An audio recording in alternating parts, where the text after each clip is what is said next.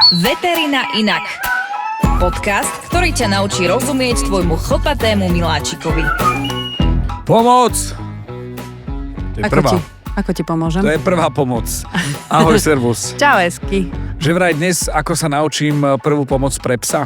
No neviem, či sa ju naučíš takto rýchlo, ale môžem ti to povedať. Nenaučím, ale videl som, že čo robíš, lebo stále ťa sledujem, stalkujem, že čo robíš a ako robíš. Aktuálne sa nachádzame v období roka, ktoré je pred Veľkou nocou a po Vianociach, ale ty si strihla jeden kežmarok, kde si mala práve takýto kurz, tak som videl, že čo ako sa deje, aj už video aj dokonca. Trenčín jeden som strihla. Aj Trenčín si stihla a strihla. Takže toto ma zaujíma, že kurz prvej pomoci pre psa. KPPPP. Prvá pomoc pre psa. PPPP. Kurz prvej pomoci pre psa, čiže jedno Kčko a 4 Pčka. Áno, áno. Ako si to predstavíš? Že čo sú to tie workshopy? Prečo je to workshop? Ako to... Potrebujem takú predstavu. Sú ľudia, ktorí ťa sledujú alebo ťa začnú sledovať, alebo na základe tohto podcastu začnú to nejak inak vnímať. Čo si predstaviť pred kurzom prvej pomoci pre psa? Keď sa povie prvá pomoc, tak všetci si predstavia to také, že dýchame z úst do úst a stlačame tie hrudníky. A toto nie? Áno aj, ale to, čo nám alebo majiteľom zvierat môže viac pomôcť, sú aj všetky veci iné okolo toho, lebo psíkov trápia aj iné problémy, nie len už to, keď priamo skolabujú. Takže keď povieme prvá pomoc, tak práve väčšina si predstaví teda to dýchanie z úst do úst, ale prvá pomoc je niekedy aj vedieť, napríklad včas odhaliť, že čo sa deje s mojím psom, že ho nejak necíti sa asi úplne dobre. Že niečo mu je. To znamená, Áno. že ty mne a nám ponúkneš kurz veteriny, hej? V podstate taký Len nám rýchlo než kurz. diplom. No a na konci budeš mať aj nejaký takýto papierik, aby si sa mohol pochváliť kamarátom, že kde si bol a čo si robil. Ale by si sa čudoval, že koľko ľudí s tým má skutočne problém. Ako Ja by som nevedel nič. vedieť odhaliť, že čo sa tomu psíkovi deje, alebo že čo sa, prečo je zrazu smutný, slabý a tak ďalej. A niektoré z tých život ohrozujúcich stavov majú predtým také určité príznaky. Hej? A to sa snažím tým ľuďom ukázať, pozeráme si rôzne videá, aj im sa snažím povedať, ukázať im fotografie, akým spôsobom to vyzerá, ako to vedia včas odhaliť. Rozumiem, ja si predstavujem, že som na tom kurze. Ja si myslím, že je to aj o tom, že tie príznaky vystrašíš a potom v zápäti ideš takými informáciami, aby si všímali možno veci, a tam je ten kurz rýchlej veteriny, že fyziologické, alebo telo, alebo čo robí, čo nerobí. Mežere, viem, že je zle. No. To je prvá, nie? Jasné. Ale sú psi, ktoré... Zežere, vyvráti, ešte horšie. Tak, sežere, vyvráti, vidím krv úplne zle. No. A toto celé začínaš asi tým, že upokojíme sa, Tak. nadýchneme sa, rátame do, nie 10, lebo to nevydržíš, ale 5 až 7 Áno. a ideme na tie postupnosti, ktoré ty potom tam hovoríš o nich. Áno, presne tak. Takže ja v podstate sa snažím vysvetliť tým ľuďom, ako ten motor funguje celý. Aha. Hej, to znamená, že napríklad ťažko vieš, že sa s tvojím motorom niečo deje, keď nepoznáš zvuk toho motora, keď si práde úplne v poriadku, úplne v pohodičke. Čiže ideš presne do toho, že keď máš a poznáš svoje auto, Tak. tak zrazu zvuk, ktorý nepoznáš, vieš, že je problém. Tak, presne tak. To znamená, že ja sa snažím najprv tým ľuďom vysvetliť, ako ten psík vyzerá, keď je v poriadku, ako vyzerajú jeho sliznice, ako dýcha, ako mu bije srdce, aký by mal mať postoj, kedy už je ten, aby to vedeli rozpoznať, že toto je v poriadku. Takto vyzerá psík, ktorý úplne funguje bez problémov, v takej rýchlosti mu bije srdce, takú má telesnú teplotu a tak ďalej, tak ďalej. To znamená, že úplne všetky parametre, ktoré sú v norme. Napriek tomu mňa vie vystrašiť, že čokoľvek. To znamená, že aj maličká blbosť, nejaká odchylka a chytím paniku, že čo teraz, lebo že neviem, niečo sa stalo. Mrkla. Napríklad, Mrkla. nezvykla tak mrknúť, hej?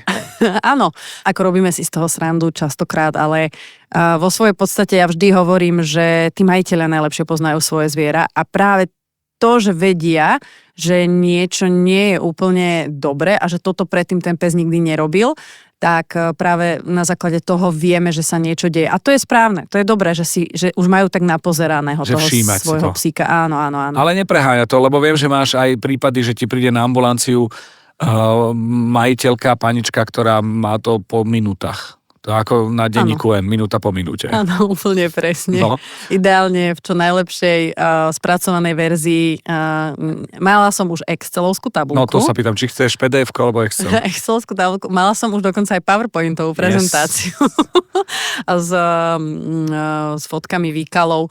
Ale dobre, však ideálne... Lepšie, ako keby sme nevedeli. A prežili tie excelovské prípady? Jasné, áno. No, tak je to v poriadku. Áno. Mám takú nechutnú, ale zásadnú otázku a teraz dávam priestor aj slabším povahám, aby možno stíšili na chvíľočku. Keď to, čo vyjde nezdravo z obsa von, je dobre sa v tom prplať a vedieť, že čo tam je, ako tam je? Určite áno a je dobre vedieť... ako to vyzerá a ako často sa to deje, proste áno, však my už sme o tom mali podcast zase, ako čo. Áno, sme mali, že ešte sme to nazvali aj grcačky, hnačky a teraz to tu nejdeme menovať. Nie, normálne akože presne aj o tom... Tieto nechutnosti si môžete vypočuť normálne v samostatnom podcaste. Úplne, že pre tieto nechutnosti máme zvlášť, pre týchto sadistov máme zvlášť podcast. Možno gurmánov. Možno gurmánov si môžu vypočuť celých 30 minút čisto o tomto. Takže Toto áno, máme za sebou. Toto máme za sebou, ale sledujeme to. Ale je to súčasťou takisto toho celého workshopu, toho semináru. To znamená, že v podstate v prvej časti sme si povedali, ako má pes fungovať, ako má byť, keď je OK. Potom ideme také, že keď trošku nie je OK, to znamená, keď sú tam nejaké hnáčky, zvrácania, bodnutia hmyzom, malé rany, malé zranenia, potom nejaké alergické reakcie a tak ďalej. Proste tie bežné veci, s ktorými sa každý psíčkar aspoň raz za život stretne, hej, ten jeho pes. To znamená, aby tieto základné veci, aby zvládali, aby ich nevydesili, aby vedeli, že čo majú robiť. Aby to nebolo teraz to, že budem v noci o 3:00 hľadať pohotovosť, pretože mal jednorázovú hnáčku môj pes, ale inak sa cíti v poriadku. Samozrejme, vždy aj vysvetľujem tým ľuďom, že je to, ako ten pes celkovo pôsobí. Hej? To znamená, ak vidím, že má krče, bolesti, boli ho to, je celý nesvoj, nežerie, proste je na tom zle, tak áno, je to dôvod návštevy veterinára. Ale keď ten psíček proste má len nejaké zažívacie problémy, ktoré by sme mohli zvládnuť doma, napríklad nejakou dietkou a tak ďalej, tak toto všetko... Tak tým gumičusom z tej lekárničky, keď má zažívacie problémy. Super, áno, presne tak. Čo sa ja za toho svatého nenaučím, jak sa to volá. Enterozoogel. Áno. Toto napríklad presne. Čiže toto tam je. A to tiež sú časti, ktoré sme sa venovali. Čiže toto je na začiatku toho kurzu. Presne. A podľa mňa všetci čakajú, že kedy, masírovanie srdca, dýchanie z papulky do úst, teraz úst do papulky. Áno. Alebo striekajúca krv. Presne. A to ma zaujíma, že či ty máš rôznych psíkov, že tento má problém so srdiečkom a teraz... Teraz... Tento má zlomenú nôžku, chodím s ním už týždeň. Hej, teraz sa zahraj, že si skolaboval. No. Nie. Ale počkaj, kým sa dostaneme k tomu, tam sú psíky, alebo ako to je? Áno, presne tak. Máme tam, pretože veľa ľudí sa ma pýta, či teda na ten kurz má prísť s vlastným psom. No. Hej, a teraz ja hovorím, že nie, lebo my musíme totiž mať modelov, špeciálnych modelov, ktorí sú vyslovene na tento kurz. To znamená, že sú to psíky, ktoré sú ľahko zvládnutelné, sú kľudné, ideálne takí flegmatici, ktorí ležia a rob si so mnou, čo chceš, hej, pretože my potrebujeme tým ľuďom ukázať, ako sa s tým zvieratkom pracuje, hej, lebo už som sa napríklad stretla aj s takým, že mi jedna pani povedala, ale však vy ste veterinárka, vy musíte vedieť pracovať s akýmkoľvek psom. Hovorím, však to je v poriadku, to ja viem, ale my sme tam pre tých ľudí, takže keď ideš na autoškolu, tak nedajú ti hneď kamión šoferovať, hej. Ale však si kúp vlastné. No, takže v podstate áno, máme tam takých kľuďasov, psíkov, na ktorých si vieme vyskúšať práve aj to fyziologické, ako mu bije srdce, kde nahmá tam puls, ako vyzerajú slíznice. A oni si to nechajú. Oni si to nechajú, áno. No, tak na to Lexa Orinová skupina. Vopchať teplomer do zadku. Aj o to sa budeme baviť. Áno, yes. keď chcem vedieť, akú má psík teplotu, a to je vec, ktorú ja ako majiteľ doma viem zmerať. To znamená, že je super, keď už volám tomu veterinárovi a poviem, že proste pes má horúčku 40,5, tak je to super, keď to ten majiteľ vie. Dobre, toto je kurz prvej pomoci pre psa, ktorý vedieš, ktorý robíš. My sa dostaneme k tomu, že ako sa k tebe dostať, alebo ako sa ty dostaneš k ľuďom a všetky tie veci. A máte modela, to znamená, že psíka. na ktorom ukazuješ veci a ľudia si aj skúšajú? Áno, jasné. A je to tak, že to trvanie toho kurzu znamená, že o nejaké 2, 3, 4, koľko hodín? No skoro 6 až 7 hodín. 6 až 7 hodín? Je to celodenný, je to fakt akože trvá to. Tá teória je samozrejme dosť obsiahla a potom tú teóriu ideme skúšať v praxi. No mne ide, vieš, o to, že nejde mi o certifikát, ale že či budem, alebo vstúpi do mňa ten pocit, že budem vedieť umiestniť ten teplomer, budem vedieť tú masáž srdca a tak ďalej, že chápem, a je to taká rečnícka otázka, že asi to nerobíš preto, že to bude len deklaratívne na papieri, ale že normálne si to prejdem, budem vedieť. Čiže pred kurzom môžem byť na mňa, na juniora, na psa, na horora a neviem nič a potom už budem vedieť akože takmer na profíka. Áno, ja musím povedať, že samozrejme na 99% tam chodia ľudia, ktorí proste majú psy, hej, pracujú s nimi a majú ich radi. To znamená, že nie je tam niekto, asi som tam nikdy nemala niekoho, že napríklad nemám psa a prišiel som sa naučiť, že lebo čo keď náhodou, ale väčšinou akože sú to ľudia, ktorí už majú nejakú skúsenosť, majú to zvieratko, ale aj keď tam príde človek, ktorý napríklad má fakt, že prvého psa v živote a chcel by sa niečo naučiť, chcel by vedieť, ako mu pomôcť v prípade núdze, tak aj pre takýchto ľudí. A možno je to niekedy aj lepšie, lebo sú takí nepoboskaní tí ľudia. Rozumiem, ja som akože ultra pani z nepoboskaný, čo sa psa týka a nevedel by som si pomôcť, lebo to je také jemnučké. Čiže zástava srdca, dusenie, masívne krvácanie, záchvaty tu píšeš, áno. Zásah elektrickým prúdom, popáleniny, rôzne torzie, biometer, netuším, že čo to je a že môže tým trpieť a toto všetko si prechádzate. Presne tak. Najprv samozrejme nie všetko sa dá ukázať, hej, tak to samozrejme tí modely by už potom neboli, ale väčšinu vecí si povieme, väčšinu vecí aj odpovedám na rôzne otázky, keď tí ľudia majú a potom v tej praktickej časti si ukazujeme všetko, čo sa ukázať dá, to znamená, aby vedeli si niečo zmerať, aby vedeli si niečo spočítať, aby vedeli, ako ten psík vyzerá normálne a potom si ukazujeme napríklad pri masívnom krvácaní, že akým spôsobom urobiť tlakové bandáže, akým spôsobom zafixovať končatinu, akým spôsobom napríklad, keď si pes rozreže vlastne spodok, hej, packy, ako keby vankušiky, ako mu to vieme obviazať, ako mu urobíme ochrannú papučku a takéto veci proste vyslovene do terénu, do nepohody a tak, že keď nemáš. Ale ty teoretizuješ, potom to ukazuješ a oni si to skúšajú. Tak, okay. tak, presne. A skúšame si to teda na živých psoch, nie na nejakých. Akože samozrejme masírujeme srdce na atrapách, na plišákoch a podobne, ale potom už všetko... A ten, čo vás všetko... pustí do toho priestoru, nekúka na vás, že masírujete plišákovi srdiečko? Mám tu takých, čo... No však to musíš vidieť. Poď sa pozrieť, čo tam robia. No áno, tak väčšina ľudí, s ktorými máme, alebo priestory, vlastníci priestorov, ktorí to majú, tak väčšinou oni sami sú účastníci toho kurzu, takže máme aj takéto, že skutočne tí ľudia sú radi, že áno, máme napríklad pet-friendly kaviareň, poďte k nám, máme tu proste záujemcov, je tu 15-20 ľudí a to je sú super. Presne tie organizačné veci, ku ktorým sa určite dostaneme. Ja som zostal dlžný, tak ja nie, lebo ja to... Pri torzii som zostal, ale piometer je... Čo? Piometra to je hnisavý zápal maternice. OK.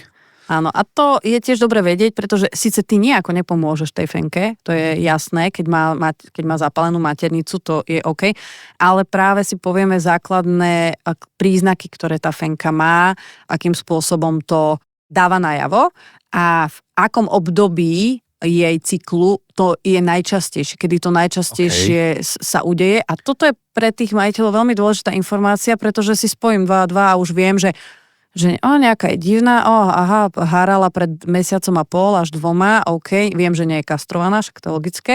A teraz, že dobre, a už som počul, že to v tom období môže nastať. No, ja sa vrátim k tomu, že tento podcast je aj o tom, že keby som ho počul skôr, asi nemám psa. Okay. Ale pod tlakom dcery a toho, že to nosí Ježiško, tak áno. Ale prečo tieto veci nie sú na Google? Lebo sú u teba na profile, lebo o tom informuješ. Chápem. Lebo málo vecí je takýchto praktických a nie je to o tom, že som ja potreboval nejak, alebo my doma pred tebou machrovať, že urobíme podcast, Ale je to o tom, že tie informácie nie sú k dispozícii. Oni sú ako všetky informácie, z ktorých ja...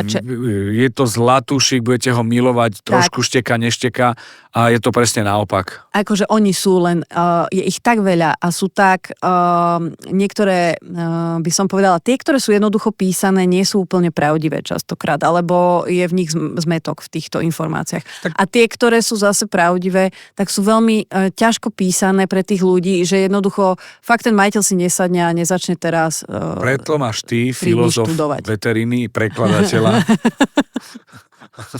Áno. Ja netuším, aké sú termíny, ale ošetriť zlomeninu v tvojom jazyku znie čudne. Áno. Latinskou, americkou, neviem, koľko španielskou. Fraktúra je napríklad. Fraktúra, hej. Fixovať fraktúru už viem, čo je, ale sú to veci, ktoré niektoré nepochopíš a tu si to môžeš jednak aj sa spýtať. Tak. Môžu sa ľudia pýtať. Určite, áno. Ako to máš, jedna otázka 20 centov? Nie, žartujem. A čiže pýtajú sa a následne si to skúšajú tie veci. Áno. Super. No dobre, ale... Áno, je to všetko v takom kamarátskom duchu. Úplne akože stráviš vlastne deň, kedy aspoň čo mám spätnú väzbu od tých ľudí, tak že tie informácie fakt ich dokázali vnímať. Najprv som si myslela, že to bude že príliš veľa. Na bežného... 7 hodín alebo 6 hodín je akože mučo. No, ale skutočne ten čas ubehne tak rýchlo, lebo keď rozprávam, tak väčšinou tých ľudí napadajú otázky. Im napadnú otázky. Jak mne? No, a oni sa pýtajú a už sa do toho potom tak zamotávame, odpovedáme, je to vyskúšajú také si to. humorné väčšinou, áno, ja sa snažím akože... S tebou, že ty si suchá. Je to také ako... Práve na začiatok mám tú teóriu, lebo kto zvládne hodinu a pol už potom môjho cynizmu a sarkazmu, tak už je také, že už je to taká uvoľnená atmosféra, keď rozprávam o grcačkách a hnačkách a robím si z toho trošku tak srandu a trošku aj by som povedala nadľahčujem to ich puntičkárstvo tých majiteľov, že akí sú úplne detailisti. Aj keď prídeš zlá vec, tak nebudú riešiť akože tie svoje detaily a punktlých veci, ale budú mať taký šok, že budú radi, že sú radi. Presne. A niekedy nastavujú práve až také šokové momenty na tých workshopoch, že napríklad, keď im ukážem video epileptického záchvatu, tak mnohí úplne nedýchajú a pozerajú na to. Ja som to videl, je to veľmi smutné. Áno. A čo s tým? Ale hlavne, lebo akože čo je, vieš, pozri si to video lebo... Tak, keď si pozrieme to video, áno, je to hrozné. Ja nemusím. Je to hrozné, ale potom, keď to vidíš na vlastnom psovi, je to ešte hroznejšie. Však samozrejme. Ale tak už si povieš, že OK, toto som videl vtedy na tom kurze a viem, čo mám robiť a viem, že je to epileptický záchvat a idem, hej, že no však už ťa to robiť. neparalizuje ťa to. No jednoducho, epileptický záchvat je skutočne, tam sa nedá nič robiť, len si to natočiť, ono to znie strašne, že idem teraz natáčať psíka, ktorý má epileptický záchvat. Ale prvé, čo sa ťa opýta veterinár, keď mu teda povieš o tomto príbehu, tak že ako dlho to trvalo. A vtedy má človek strašnú paniku, že čo sa vlastne deje, že pre Boha môj pes sa začal hádzať o zem a neviem, čo to je. A je to 30 sekúnd a máš pocit, že to je 12 minút. Presne tak, a je to 30 sekúnd a ak za 30 sekúnd to skončí, a pes sa potom ukludní, tak viem, že pravdepodobne išlo o epileptický záchvat a ja mu v podstate nejako nemôžem pomôcť, pretože toho psíka to neboli, on o sebe vôbec nevie. Len vie mu vytvoriť iba bezpečné prostredie, to znamená nenechať ho padnúť na nejakú kamennú podlahu, hodiť mu tam nejaký vánkuš, niečo, aby sa neobúchal, ostatné psy napríklad zavrieť do inej miestnosti alebo deti nepúšťať, zhasnúť svetlo, nechať ho proste ukludniť, aby tam neboli tie faktory. Ako ti reagujú na to ľudia? Lebo už ja akože som pohoršený tým videom. Reagujú mi na to dobre. Ja si myslím, že je dobre ich na to pripraviť. Ľudia vo všeobecnosti nemajú radi zlé príbehy a škaredé obrázky. Na ich miláčikoch. Tak, ale ja vždy hovorím, že tu sme na to, aby sme si to ukázali a povedali. A ako to funguje. Ty nie si telka večerné správy, že príjemný dobrý večer, ideme vás strašiť. Áno. Ale ideš v podstate pomôcť. No dobre, tak toto sú momenty, ktoré sú veľmi závažné a zaujímavé. A máš aj ľudí, ktorí mali nejaký problém z tých, ktorých pri prvej pomoci hovoríš, a ja som ich spomínal, že už to zažili? Áno. A možno aj práve preto sa prihlásili? Áno, mám veľa práve, ktorí majú doma epileptikov, napríklad mám viacerých ľudí, ktorí už zažili napríklad boli svedkom nejaké autonehody a vlastne nevedeli, ako majú reagovať, báli sa hocičo urobiť a ja vždy hovorím, že je dôležité tým ľuďom vysvetliť, kedy je situácia, že aspoň niečo spravte. No veď to, aspoň lebo ja si niečo. neviem predstaviť, že čo to je, Že proste vieš, potom si to tak vyčíta, že čo som mohol urobiť inak, mohol som mu pomôcť, že ak by som vedel, ako mu pomôžem, zachránilo by ho to, alebo zlepšilo by to ten finálny stav a tak ďalej. Hej, takže sú to veci. Samozrejme, ja vždy hovorím, že prvá pomoc nenahrádza veterinárne ošetrenie. Prvá pomoc je len využiť tú chvíľu, kedy nie je v dosahu veterinárny lekár, kedy ho mám veľmi ďaleko alebo nemôžem utekať k nemu okamžite, že urobím nejaké opatrenia, aby som zlepšil ten stav a stabilizoval ho. A toto je prvá pomoc. Hej. Potom to zviera samozrejme musí ísť na vyšetrenie, musí skončiť v rukách veterinárneho lekára, ale tieto veci sú dôležité. Ja ako indiánska duša ani na to nejdem, lebo to privolám, nechcem. Nehovor mi o tom. Keby ste videli, jak sa tvári. Poďme na ten teplomer. Ide mi o tie zručnosti. Tiež je to taká vec, ktorá je delikátna. To znamená, že tiež si to neviem predstaviť. Viem si predstaviť obväz, hej, že ten tlakový nejako riešiť, ale už ten teplomer je, že fakt neexistuje také, ak dieťatku dávaš s tým šmahy modrým svetielkom po čielku. Počkaj, môžeš povedať o tom teplomeri a ja výjdem z miestnosti? Ty si jak jeden pán sa ma raz pýtal, ako Ja nemôžem žiadnu operáciu ako to vidieť. tomu psovi má dať pod pazušku.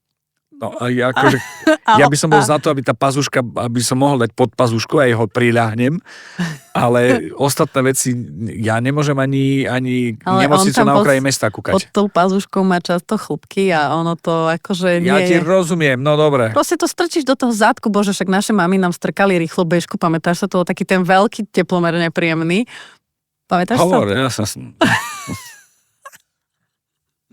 No a tak v podstate však dobre, však to naolejuj, napluj na to, neviem čo, proste to tam šupni a je to, za 2 minúty máš to za sebou aj ten pes. A vieš, a zase si akože obohatený a si povieš, dal som to. Jasné, musíš to Potom prekonať. už tvoj pes ťa nebude chcieť vidieť, bude na ťa zazerať spoza zabudne dverí. na to, prosím ťa. Ale je to tak, že tú zručnosť robíš na tých modelových psoch, Áno. ktoré sú tam, čiže Áno. oni sú zvyknuté. Tak v podstate takto ešte. Tí modeloví psi to nie sú vždy tí istí, hej, to akože my ich netrápime, že každý jeden, a hlavne ja mám modelové psy v Bratislave a teraz keď som mala v Kežmarku, samozrejme, tak vieš, ako 350 km nebudeš a 4 psy ťahať z Bratislavy, pretože existujú aj v Kežmarku psy, ktoré si to nechajú. Takže ja sa väčšinou dohodnem s organizáciou, ktorá to tam organizuje, alebo s miestom, alebo proste skutočne aj účastníci môžu mať takých psov, ktorí napríklad využívajú na nejakú terapiu, kanisterapiu, alebo sú to skutočne, že kľudné psy a dajú mi fakt, že ruku do ohňa za to, že ten psík to zvládne a my im nerobíme nič bolestivé, nerobíme im nič, čo by im vyslovene akože mohlo spôsobiť traumu, bolesť a tak ďalej. A myslím si, že ako ten jeden tenulinký teplomer strčí do zadku, to zvládne jeden z nich. Samozrejme nerobíme to, nie že každý účastník si bude teraz skúšať túto vec. A ešte raz, ale aby to videl, aby to skúsil, aby to videli, akým spôsobom a že ten pes častokrát na to ani vôbec nezareaguje. A potom samozrejme si skúšame iné veci, obvezujú sa im pácky a tak ďalej. Takže oni skutočne ležia, sú v pohode, krmia sa piškotami a len ležia a nechajú tú labku si obviazať a tak. Takže... A sú tam aj rôzne typy bandáží a masáží. Áno. A ono, hovorím, niekedy, dokonca tie psi sa aj akože berú to ako hru. Takže pre nich je to fajn, lebo medzi tým ich niekto masíruje, hladká a potom však pes má 4 nohy, tak sa obvezuje jedna predná, jedna zadná, potom si ich vymeníme. Preto tých psov tam máme viac. Hej, sú 3 až 4, takže sa obmieniajú. Tak. Poďme si možno povedať, ako to zorganizovať, kto by chcel, čo na to potrebuje, také tie organizačné veci, že to, že sa ti ozve, to je jasné. To, že s akým priestorom rátať, to je takisto jasné. Ako to je, ja neviem, je tam obed, máte v cene aj obed, alebo donesem si bagetu, alebo Jasné, tieto rozumiem. všetky veci sú, plus či dostávajú výstup nejaký v PDF-ku na mail, alebo to majú v brožúre, alebo tieto veci ako sa dejú. Veľa ľudí mi píše, akým spôsobom sa vedia prihlásiť, tak všetko je na stránke www.veterinainak.sk.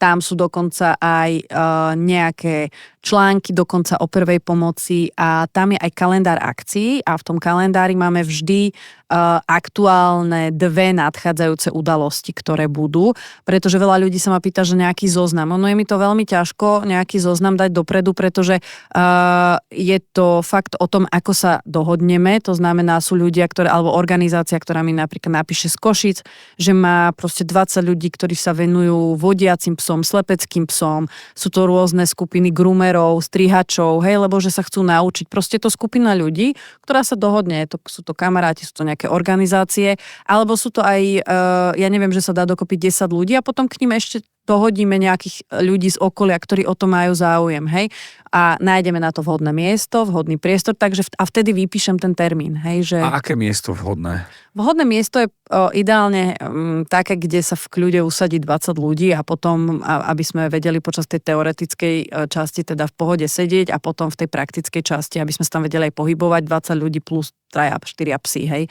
Takže ono nepotrebujeme nejaké obrovské miesta, obrovské haly, alebo neviem čo, častokrát sú to práve pet-friendly kaviarne, hej, ktoré... Čiže to stačí a také sú áno, už po Slovensku. Odsunú sa stoly na bok a už sa tam váľame po zemi všetci a je to aj fajn, lebo mi väčšinou tie kaviarne pomôžu práve s tým cateringom, ktorý je teda v cene že každého. Už je to tam, jasné. Áno. Že to nekomplikujete a nie je to o tom, že ti donesie šuhaj veci v polystyrenovom boxe. Tak, je to väčšinou, že je to tam príjemné čerstvé kavička, čajk, vodička, nejaký coffee break a potom obed. Máte 5, 6, 7 hodín. Ja chápem, že 5 a 7 je rozdiel, ale rátajme, že 7. No. Väčšinou je to od tej 10. do tej 4. až 5. Tam už je potom také, že pani doktorka, ešte sa chcem spýtať. Tak. Že aj s poradňou spojené.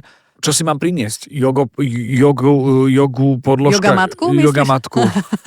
Kľudne môžeš, ak sa ti dobre sedí na jogamatke. Je to úplne, že ako chceš proste. Prinies si to, aby si strávil v pohode tých 6-7 hodín, ale nič ti v podstate nepotrebuješ ani žiaden záznamník. Samozrejme, ak si chceš niečo vyfotiť na mobilný telefón, mne to vôbec nevadí. Si majú GDPR. Áno. A v podstate potom na konci toho semináru dostanú vlastne e-mailom celý ten materiál, to znamená všetko, o čom sme si hovorili, takže ani si nemusia nič písať. Ak majú niečo záujem si vyfotiť, tak samozrejme je to možné, ale úplne krásny jeden víkendový deň.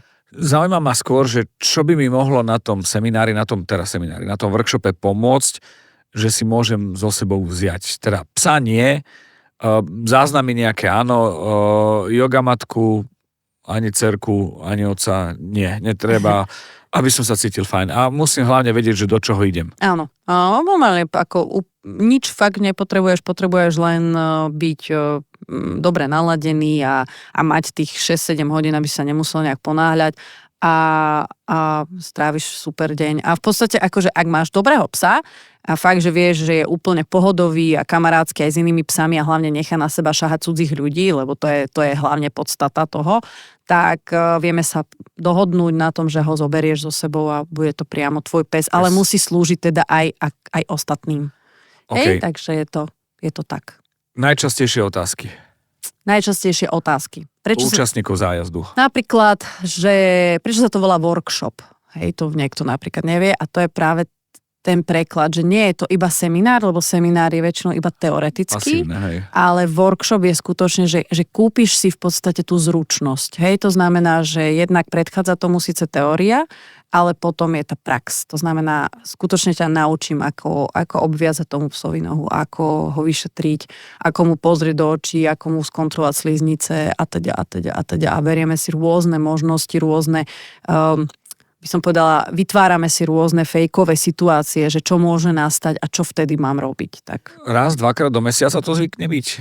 Alebo vieš zvládať? Viem zvládať, áno, tak 2-krát do mesiaca, keďže máme 4 víkendy a poväčšinou jeden víkend v mesiaci slúžim, takže tam to neprichádza do úvahy. Jeden by som rada strávila sama so sebou a svojou rodinou a tým pádom 2 víkendy prichádzajú do úvahy.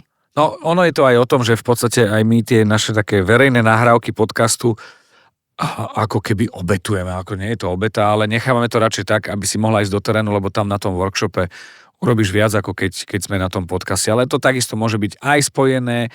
Dôležité je, že dnešnou témou bolo to, že čo je to ten workshop prvej pomoci pre psa 4P. Áno. A myslím si, že taký ten basic info na to, aby ste mohli Majku kontaktovať, máte a určite viete, kde a ako kontaktovať. Presne tak a hlavne, keď si kliknete na www.veterinainak.sk, nájdete tam aj informácie, je tam aj celý článok o tom, ako to prebieha.